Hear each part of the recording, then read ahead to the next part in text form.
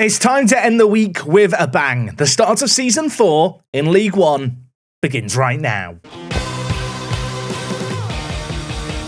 Yes, folks, how is it going? And a warm welcome back. If you're a channel member at the key player tier thinking, why has this video not been given early access?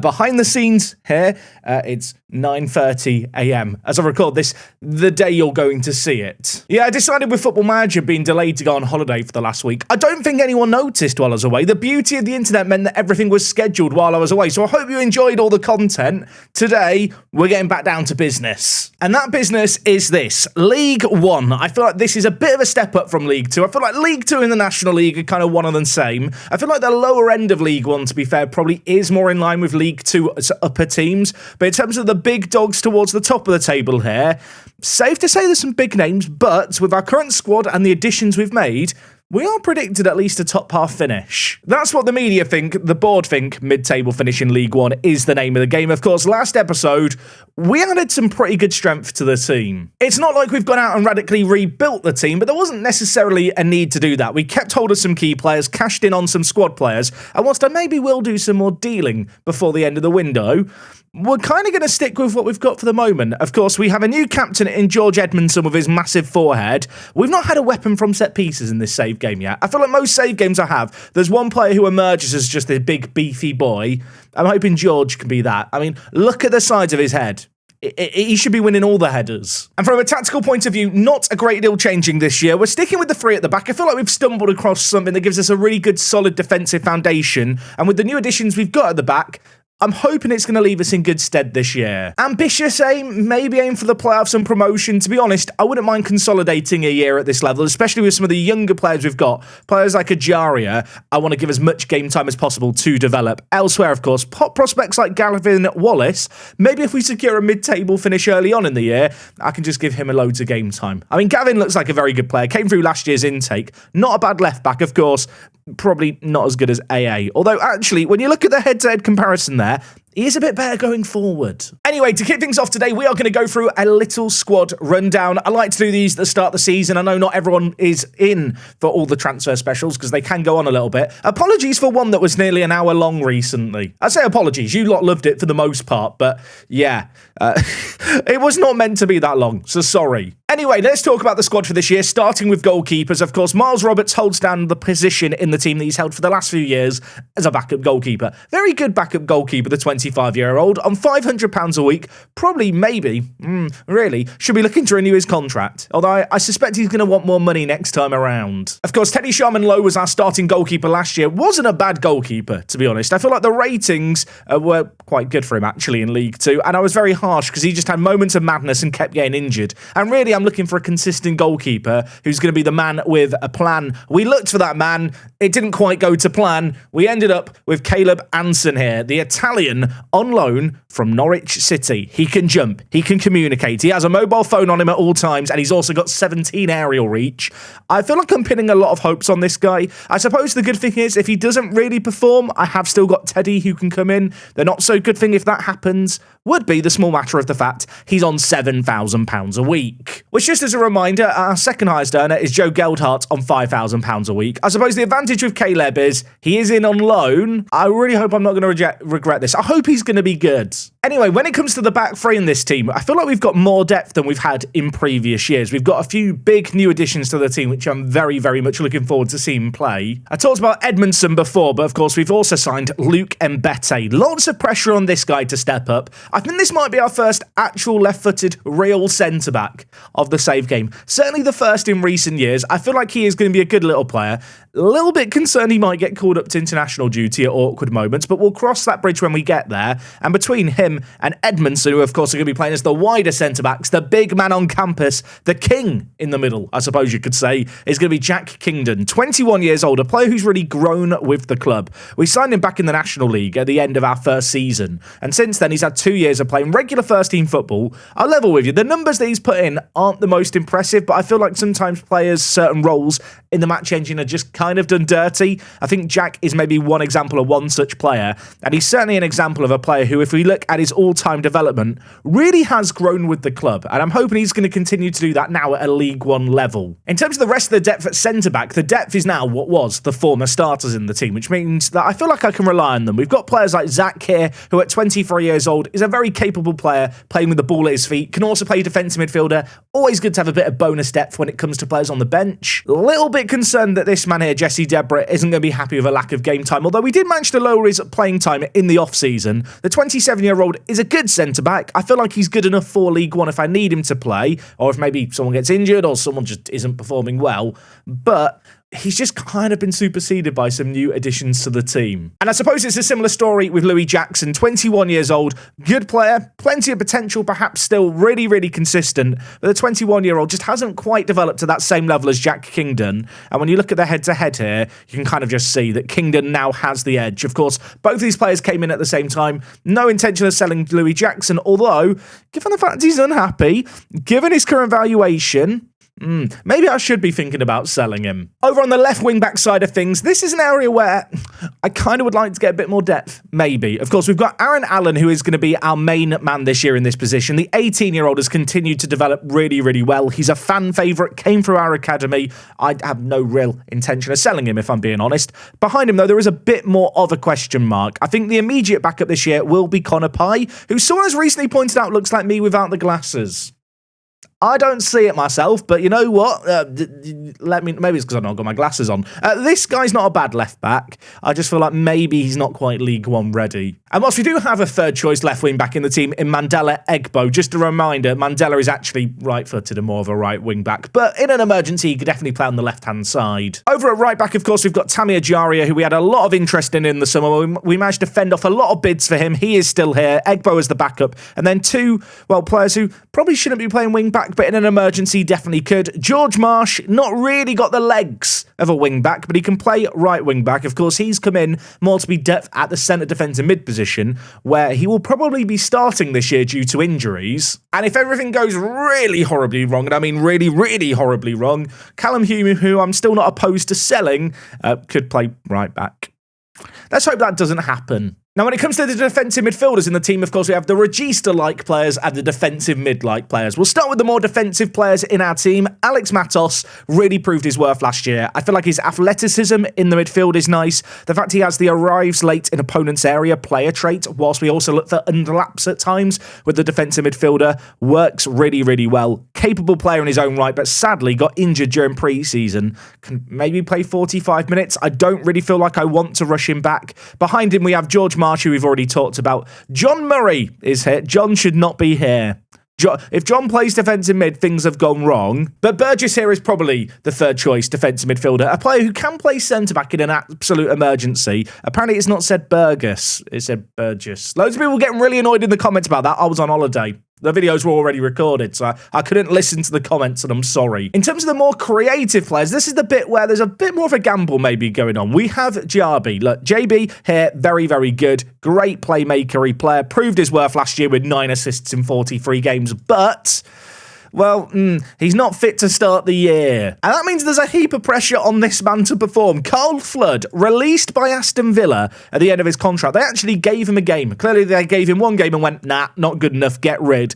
He isn't the quickest player, but actually, in terms of his technical ability, aerial ability, vision, there's a lot to like here. Not the most flashy player with 7 flair, but actually, as a regista, I feel like he can be a really good fit for our team, and he will be making his debut for us today. Third choice regista, Bob Davis of the Academy. Now, he could actually end up playing here. I don't think he's the worst player in the world, and maybe Callum Hume could come in ahead of him, although actually, you know what? I think I'd rather play Bob. Would you play Bob? That's today's comment question of the day. Bob or Callum? Let me know. I think Bob. Anyway, centre attacking mid, not much change here, really. Of course, Joe Geldhart was our starter last year in this area. He is naturally a striker, and whilst I've got some reservations over the striking area, and maybe he does end up playing there, at least to start the year, he is going to be the centre attacking mid. Of course, behind him, we've got players like Max Voltman, who was essential last year, really, on off the bench. Made a name for himself as a super sub. Going to be looking for him to prove himself again this year. And then, really, I'm looking at Flood and,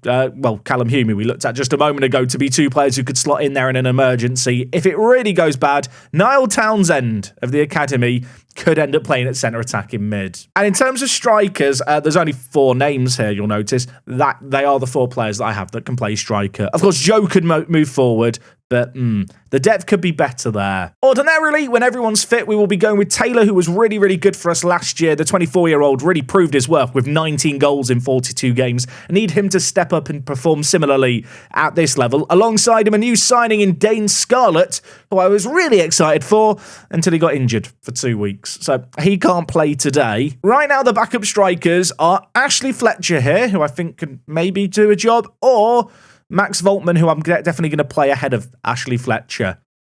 Yeah, I need a bit more depth in that striking area. Of course, I have got one more signing maybe going on. Corey Gerrard from Exeter, I think, could be a great little pickup if we can pick up the 18-year-old. Some good potential. I think he could be a good centre attacking mid-depth player. Doesn't necessarily solve that striking area I just talked about. But anyway, that's a little bit of a squad rundown ahead of this, the first game of the year. It is Crewe away. Crewe were promoted with us last year. With that in mind, I really feel like we should be beating them. They were predicted to finish 24th at the start of the year. Their key man is Richard Elise, and with respect, he's not very good. And he's injured. So you really need to beat them today. Of course, when it comes to our team, we're not without injuries. You can see here, AA, JB, Matos, and Dane Scarlett, all unavailable for this first one. It does mean that for today's team, we're going with the swamp midfield. I can't claim credit to that. Someone in the comments came up with it. We've got Marsh and we've got Flood as our 2 players. 2 very capable players for this level. I feel like the last few years, the defensive mid position has been the area with no depth.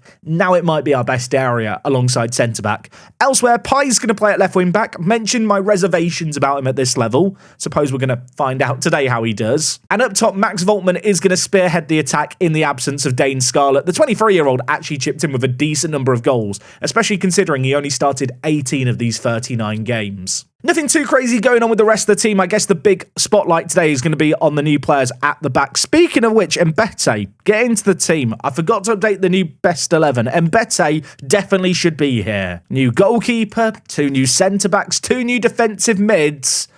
I mean, if we now don't do well against Crewe, I might start to panic a little. I say that because with respect to Crewe, like, they are the worst team in this league. They got in via the playoffs last year. They really scraped into the playoffs as well. Don't get me wrong, they earned it, but at the same time, in terms of their quality, our quality, there should be a goal. I want to see it on display here as we knock the ball around early. Kickoff highlight to start the season. Why not? Why not? Geldhart, little chip back. That was a delightful pass. Across. Connor Pye is good enough for League One. Confirmed. Don't worry about it. Can we discuss how good that goal was, by the way? Like, the passing move, this little pass here by Geldhart, that's £5,000 a week in League One right there, baby.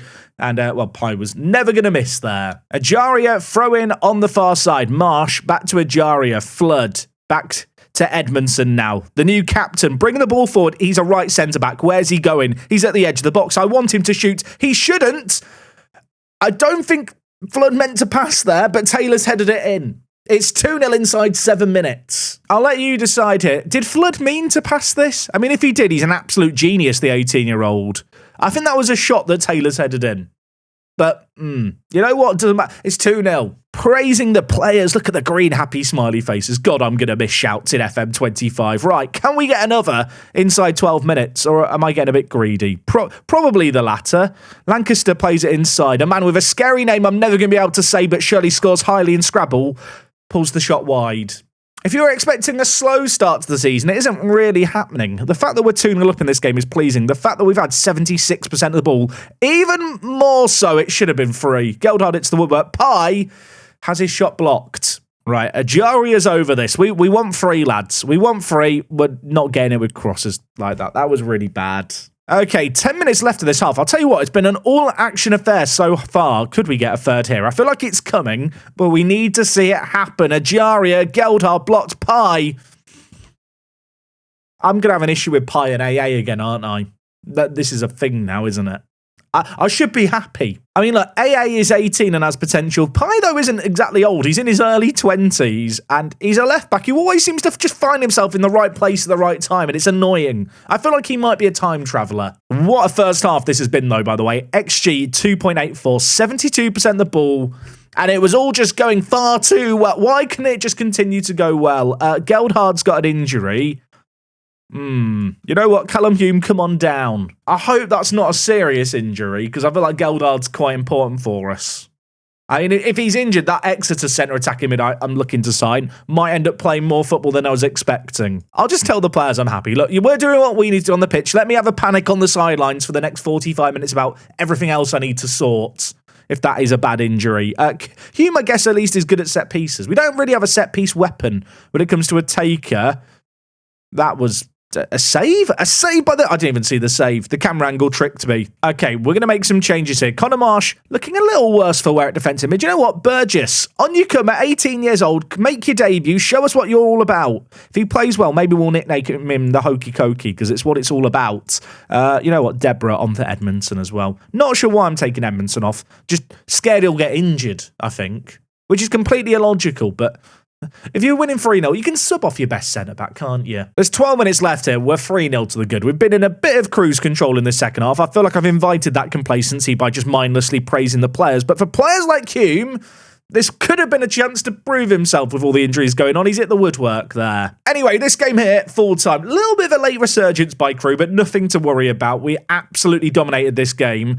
Now my main worry is the Geldhard injury. Obviously, winning your first game after promotion is good. I can't get too carried away because of the fact it was with a team that we were promoted with.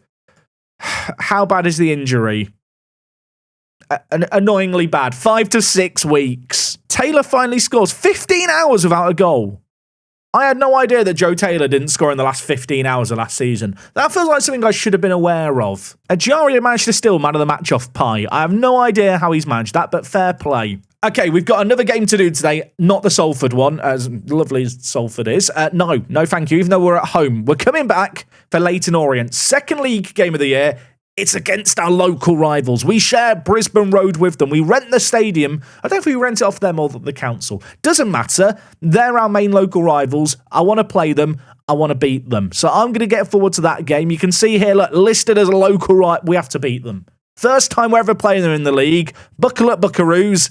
I'll see you in a week. I'll level with you. Didn't really think we were going to win this Carabao Cup game. I played the biggest B team you'll ever see. I really did rotate the entire team. Beat Salford 2-0. Suspect they weren't taking the game as seriously either. I mean, good performance, so we'll take it. Not sure the Carabao Cup is worth putting too much of a focus on. Obviously, it's not like the FA Cup where there's loads of money for big fixture ties. There's not the same ticket split rules. Doesn't have the same reputation. We'll stay in for it for as long as we can. Only have a little bit of news in the last week. The signing of Corey Gerrard. He's big and he's in hard. He's better than Joe Gelhard. Corey Gerrard. I don't know if it's going to catch on as a tune. I thought it was quite good. He's going to make his debut today. Maybe. He's not starting. Just realised, couldn't find him. He was in the under-21s. That was not where he's meant to be. So in terms of team news for today's game, JB and Matos back in the team. JB 75 minutes fit. Matos, I thought he was going to be higher than that because he was fit before JB. 45 minutes for him. That feels like too much of a risk for my liking. You know what? George Marsh come in and play defensive mid. Elsewhere, in the absence of Geldhard, I think the man for the moment is going to be Carl Flood. I know I've bigged him up as our regista, but I do feel like as a centre attacking mid option for us, he can definitely be a semi-useful player. Also with 18 and his potential. Want to try and help him develop. Up top, Voltman is still in. Dane Scarlett's still out injured. But in terms of the rest of the team, with the exception of AA coming in for Pi, because life's not fair and the world is cruel. Sorry, Connor. We're slowly getting back to full fitness. Really happy and impressive how we started things in that last game to kick off the season. The game against Salford was a bit of a weird one because none of the starting 11 from the previous game, I don't think with the exception of the goalkeeper, actually played in the starting 11 against Salford. Right now we find ourselves second in the league after one win. Leyton Orient drew their season opener. They're maybe going to expect to win this one. They're a good little team. As the home team, I am going to continue to play on positive. I do feel like this year I might have to make more use of mentalities. When we come up against some of the bigger teams, the former championship teams, especially away from home, I feel like a conservative approach with this shape we have could really set us up nicely. Although based on the fact that we're playing a positive style of football here and not creating anything, maybe playing conservative isn't the way to go. Okay, we have a corner. Why is Mbete taking the corner? Do I not have a better left-footed corner taker. Apparently not. He's going to whip it in. JB was under it. It's kind of half cleared away here, but with so many players forward, maybe there's time for another chance. That was weird. I think that was a deflected shot that was considered a wonder goal attempt by the game. That feels generous. Right, corner number 2. Mbete, if you start playing well on corners, I guess I'll just leave him on them. Oh, my word. Looping header, Edmondson, only just over. 2 minutes of added time at the end of this half. I'll apologise to people who are expecting a mean-blooded, spicy derby. It's not really happened. I'm going to tell the players I'm far from happy. Right now, Flood is on a 6.4 rating at centre attacking mid. And in the back of my head, I'm thinking, the narrative. Corey Gerrard making his debut at 18. Come on down. I've spent $500,000 on him. He needs to be a match winner in games like this. I hope. Probably expecting a bit too much from him on his debut, but let's see what he can do. All I'm saying is, if Joe Gelhardt is going to be out for a little while, the centre attacking mid position, it's up for grabs. Maybe we need to focus on defending first and foremost, but it's up for grabs. Someone has to stake a claim for it. Maybe it's going to be Gerrard's time to do it, although I've just noticed it. He's picked up a booking inside the first minute of being on the pitch, which is a bit concerning. I kind of want to go and investigate how he got booked. How did he get booked so early? Oh, he has a headband in the match engine. Excellent. I'll be honest, I'm glad it was only a yellow. That was awful. Anyway, Alan was on the attack and I got distracted. Alan, what are you doing here? Mid-highlight, I cut back to a replay of a yellow card. Don't judge me. I can play the game how I want. Voltman, Ajaria. There's big men in the middle. Gerrard is one of them. It goes past him, but AA is there. Can he pick us up? He can pick us up. Joe Taylor didn't have a goal in 15 hours, has 2 goals in today's video. For the last few years, it's been Alan versus Pi, hasn't it? Yeah, Pi got 2 goals last game. Alan just turned up with a great little assist there. Good finish by Taylor. I think Gerrard got pushed over in the box there. They're bullying a child. As a reminder, he's 18. Okay, an hour played here. JB, well played, son, but I'm going to give you a rest here. Burgess, on you come. You're going to play as the defensive midfielder. Marsh is going to play at Regista. I'm going to bring in Ashley Fletcher as well. Voltman's not had the best of games here. Just want to get some fresh legs into the midfield and attack. Right, Burgess, what can you do? Whipping it in, and Bete's under it. Goes over him. Ajaria, no, he pulls out the header there. That is cowardly, and we don't like to see it. He better make amends here. Marsh, Ajaria, Edmondson, the centre-back. Where's he going? Edmondson, where are you going? Stop! Don't stop! Ashley Fletcher scores. It's 2-0. Not sure why I was begging him to stop there. There's something scary about watching your centre-back see a gap like that and just decide to go for it. But you know what? It's worked for us.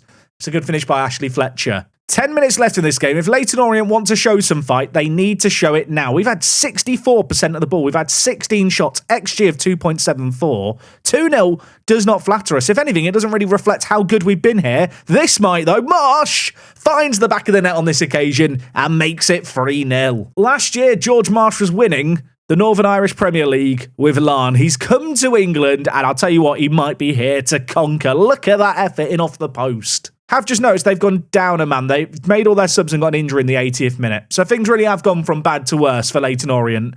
Injured 2 of their players. I'd consider that, alongside the 3-0 result, a resounding success of a derby. Well played, lads. 3-0 here, really good result. They did nothing. In fact, their goalkeeper had the best rating on their team. He conceded 3 goals. It was that kind of game. And looking at things here, no one else in the entire league has won their first 2 league games of the year. That's kind of mad. Also, Blackburn have lost their first 2 games of the year. They were predicted to do so well. Who have they played? Charlton and Rotherham. Are they good? Rotherham have a prediction of 9th. Charlton have a prediction of 12th. I'll tell you what, if you're a Blackburn fan, panic. AA picks up man of the match, by the way. 2 assists to his name. That left-back position is just a problem. Yeah, they've both played really well, haven't they? Pi and AA. I don't know what the solution is. Play 2 left-backs. I'm not sure this is going to catch on as an idea, is it? Anyway, with today's results, we find ourselves top of the league. That is not necessarily where I thought we were going to find ourselves. I'm not going to complain, though. To be honest, the difficulty of those games, perhaps not the hardest, but you know what? You can only beat the teams in front of you. In terms of when we're going to be back next time, not entirely sure yet. I don't know what the plan is. It's too early, isn't it, to plan anything? Come back on Monday to find out. Really appreciate you guys tuning into the video today and just showing the support for the series in general. It's been absolutely mad. It was really nice while I was away, like I mentioned this last week, just be able to watch things from afar and see everyone enjoying the series. Long may it continue. We're back tomorrow. Not tomorrow, that'd be Saturday. We're back on Monday. I know what day of the week it is. There's timeout editing chat. Just end the video here.